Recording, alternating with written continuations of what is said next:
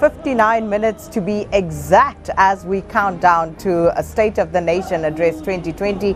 And here at Parliament, of course, the team with me. But of course, at this point, I think the stakes are really heating up because the fashion sense, not only that, but also still getting some of those anticipations, the expectations and the previews. And the team out in full force. Let's cross to one of the team members now. Samkela Maseke is there and we'll find out who he's with now. Samkela? Yes, Sakina, we are with Oka Mbalula, the big boss, as he calls it. Well, he's the former big boss of what was once the ANC Youth League. Well, now they call it the eldership of NYTT. Well, I wonder if the big boss is actually delivering reliable transport to our people. Are you giving our people reliable transport, Minister, or are you also just simply failing? No, the years of failing probably will come, but for now we are hard at work. In less than a year, we are fixing a whole lot, getting our IPTN, Integrated Public Transport Network, on the going, where there's been bottlenecks, getting that going. But over and above that, fixing the railway. I mean, it will be fixed in less than a year, and then we'll be getting that going. So we are here about turning things around, looking at the taxi industry, making it a point that it is a sunrise industry, getting it regulated, negotiating a big deal with the taxi industry is coming up this year. So transport is on the go.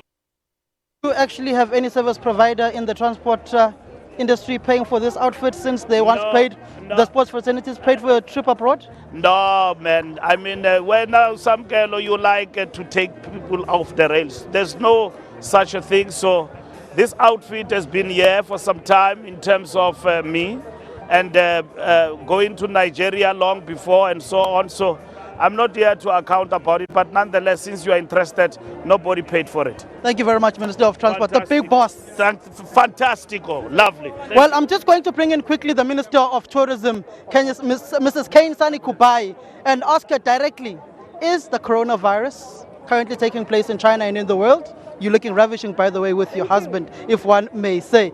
Is this virus affecting us and affecting the tourism industry in this country currently? Yeah, definitely it will affect us because you'd remember that China is one of our target markets, and therefore we are going to have to suffer from those who are not coming to the country. We are having a Meetings Africa in February, and we had to replace those who were coming from China specifically. So the impacts, it's going to be there, but I think we can be able to recover. We've done a lot of work in China. We're just looking for the health teams to say to us it has stopped, and therefore we're ready to receive tourists. We're comfortable with the work that we have done and will be able to recover. At least if it can finish before the second quarter, I know for the year we'll have our numbers. Thank you very much, Minister Kubai. That was Minister Kubai. You, Natasha, with the Minister of Communications. I hope you throw some difficult questions to her. Well, thank you very much. And to our SABC viewers who just joined us, welcome to the SONA 2020 red carpet. And of course, I'm joined by the also fashionable Minister of Communications, Stella Ndabeni-Abrahams. Thank you so much for joining us. Let's talk about your outfits. Well, my outfit is locally produced, as you have seen. It's done by the House of Ole. Of course, like the queen that I am, we decided, let's make sure that there's some royalty whilst we're keeping quiet. No noise, but let them feel it, the queen is here. So, queen, what inspired the outfit? What inspired the outfit was to say, you know what, because I'm a bit of a young adult, I'm above 40, therefore throw it, baby, so that they can see the youth in you and the adult at the same time. Yes, show us the youth. Thank you so much, Minister. So, I mean, coming to issues of the fourth industrial revolution, I mean, how ready is your department to actually implement in rural areas? Well, as the department, you will know that we are working together with the Presidential Commission on the Fourth Industrial Revolution that the President appointed. Now we're finalizing the report. That will be a blueprint of South Africa to say what are we identifying as the role for South Africa in the Fourth Industrial Revolution. All we are saying is that we've seen lots of reforms. All we are saying is that our people have continued to be spectators of the economy that we're talking about. And this is the time that we should not miss out. This is the time that South Africans must participate meaningfully in the economy. And that talks about us unbundling all the infrastructure that is there. If we're talking about the fourth industrial revolution, it tells you of the digital infrastructure that's the basis of the fourth industrial revolution. Who are these people that are rolling out fiber? Where is this fiber produced? Who buys it? As we talk about the building of the towers, you've had the operators. Who are the people that are building the towers, and what components can South Africa really build and provide to them, so that as we grow the economy, as they make the investment in our country, at least a huge chunk of that investment gets to be invested locally, and therefore our economy grows. That's our story. Well, let me just cross over to my colleague Samkele Masego, who's actually waiting to cross with Ubhekicele. Yes, indeed. The Minister of Police is on my left-hand side, but I'm going to bring in the hour, the public protector. Some interesting faces you had there at your 50th birthday party. Happy belated 50th. Thank you, Sabelo. 50th, the year of Golden Jubilee for me. Restoration, recovery, and release. So I'm ready for this year, and I'll take things as they come. Well, one may say you don't look 50 at all. You look like my age group. Maybe I can try to put in a CV or two there. No, don't take chances, Savelo. Don't. But grandmother as well, with two grandsons. But on a more serious note, public protector, there are serious issues taking place around your office. That you are going after the incumbent of the day, President Cyril Ramaphosa. You are seen to be playing factional politics within the ANC. Is there any credence to this, particularly with the likes of Mzwandile Masina at your party, Msebenzi Zwane, Bongani Pongo? That's not true. And you remember those complaints were lodged by the DA. And as the public protector at Chapter 9 institution, I do my work without fear or favor. And I'm here to strengthen constitutional democracy. I'm here to make sure that all issues are dealt with and we eradicate corruption. And leaders are ethical and they lead by example. So there's nothing like that. I'm a protector. There's people I would invite, there's people who will bring their own friends, and as blacks, anyway, you don't even need to be invited. You can even come as long as you hear that the public protector has a party. So I don't think that is a proper thing to say. I'm not a politician.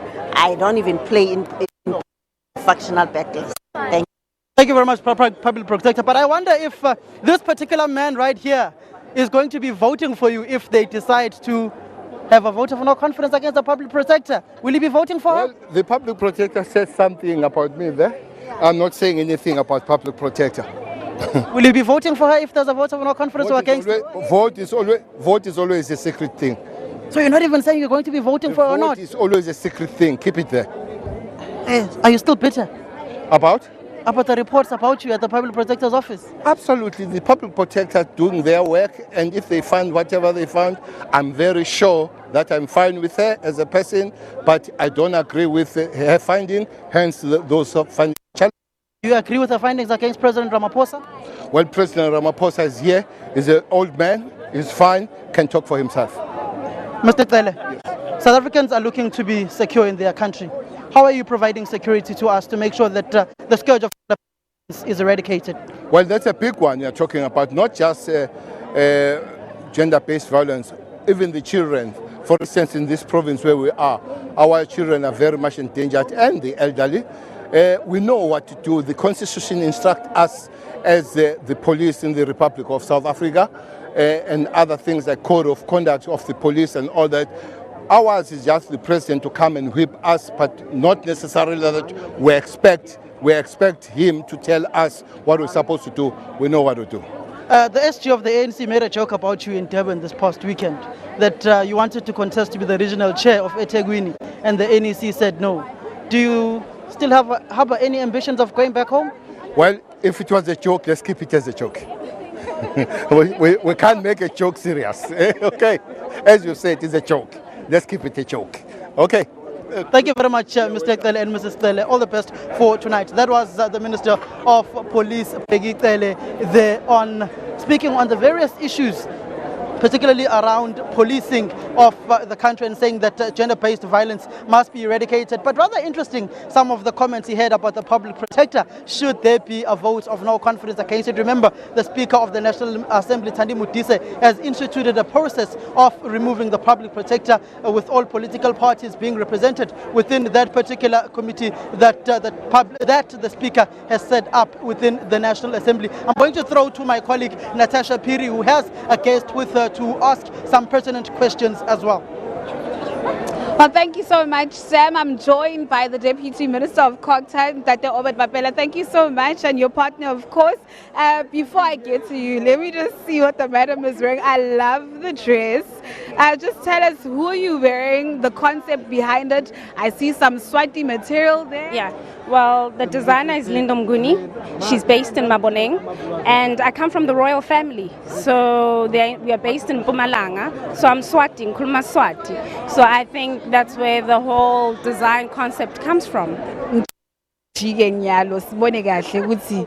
You know, as you can see, you've got Swati embroiderment there at the back. I love the cape, a silk cape, and of course you've got butterflies there, royal Swati butterflies fit for the occasion. You look very lovely, might I say them. And Tate Obed, let's get down to the crux of the matter. I mean, what is your department doing to tackle issues, more especially around the death of especially at bogus initiation schools?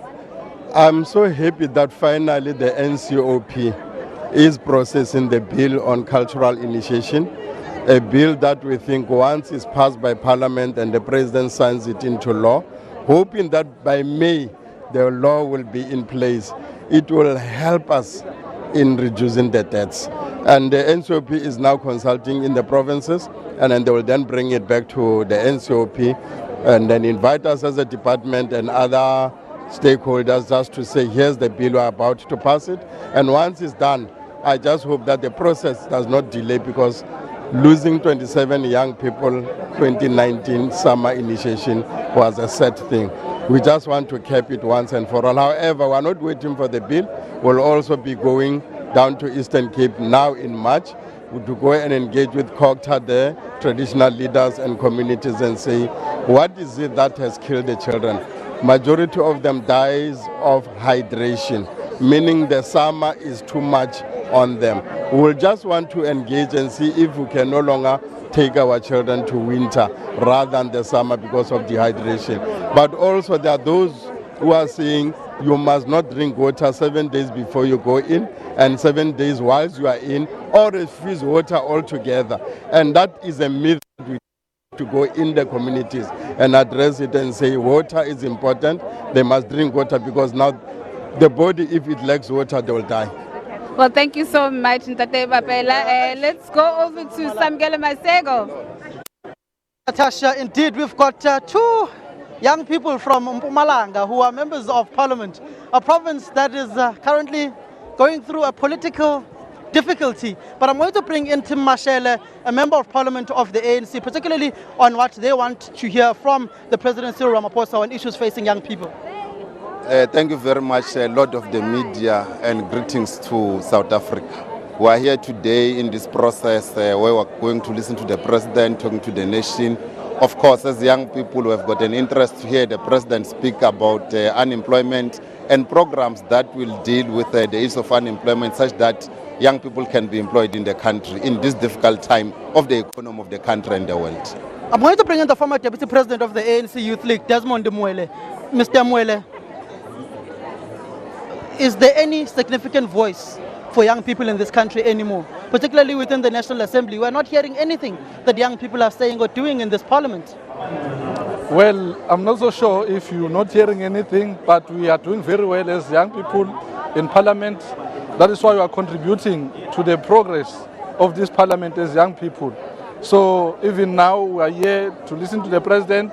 We have contributed based on what he's going to say and based on the progress on what he has delivered in the previous year.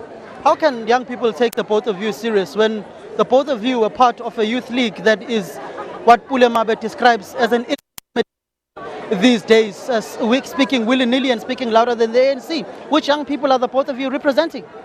Well, I don't know. You can ask Pule that one, but I don't take Pule serious also. At some point, I don't take Pule serious because always when he speaks, he's just loud-hailing.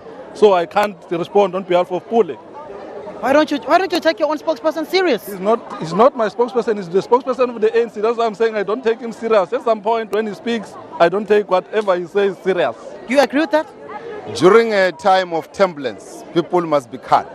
We are going through a difficult process, not only as the ANC Youth League, but as young people in the country. We have got challenges, and I think we're going to rise above. We have got the necessary capacity to rise above our challenges. Natasha, that is all up to you now to ask those pertinent questions.